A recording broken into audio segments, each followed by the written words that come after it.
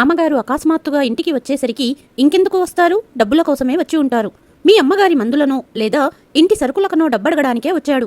మన కడుపే నింపుకోలేకపోతున్నాము, ఇక వాళ్ళకేమిస్తాము అనింది భర్తతో రాగిణి. నిజమే, ఈ నెల పనులు దొరకక జేబు ఖాళీగా ఉంది. కొడుకుకు బడి కోసం బూట్లు కూడా కొనడానికి డబ్బులు లేవు. ఈ టైంలో నాన్న రావడం ఇబ్బందిగానే ఉంది అనుకున్నాడు హరి మనసులో. భోజనం తర్వాత హరిని దగ్గరికి రమ్మని పిలిచాడు తండ్రి. నాన్న డబ్బులు అడుగుతాడేమో అనుకున్నాడు హరి. వ్యవసాయ పనుల్లో అసలు విరామం దొరకడం లేదు. ఇప్పుడు పనుల భారం ఎక్కువగా ఉంది. 3 నెలల నుంచి నువ్వు ఒక్క ఫోన్ కూడా చేయలేదు. నీకు ఏదైనా ఇబ్బంది ఉన్నప్పుడే ఇలా చేస్తావు. నీకు డబ్బు అవసరం ఉంది అనిపించింది అంటూ జేబు నుంచి 100 రూపాయల నోట్ల కట్టలు 50 తీసి కొడుకు చేతిలో పెట్టాడు తండ్రి. ఈసారి పంట బాగా పండింది, అందుకే ఈ డబ్బు. సరే కానీ నువ్వు చాలా బలహీనంగా కనిపిస్తున్నావు. ఆరోగ్యం జాగ్రత్తగా చూసుకో. నీ భార్యాపిల్లలను కూడా జాగ్రత్తగా చూసుకోవాలి.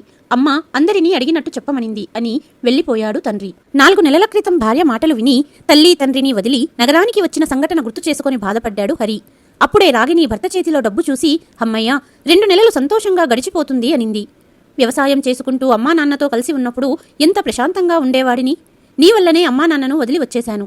పెద్దవాళ్లతో కలిసి ఉంటేనే మనం మన పిల్లలకి విలువలు ఆప్యాయతలు నేర్పగలము. నేను బిట్టూకి తన నానమ్మ తాతయ్యల వద్దకు తీసుకెళ్తున్నాను. వస్తేరా లేదా ఒంటరిగా ఇక్కడే ఉండు అంటూ తల్లి తండ్రి వద్దకు వెళ్లిపోయాడు హరి.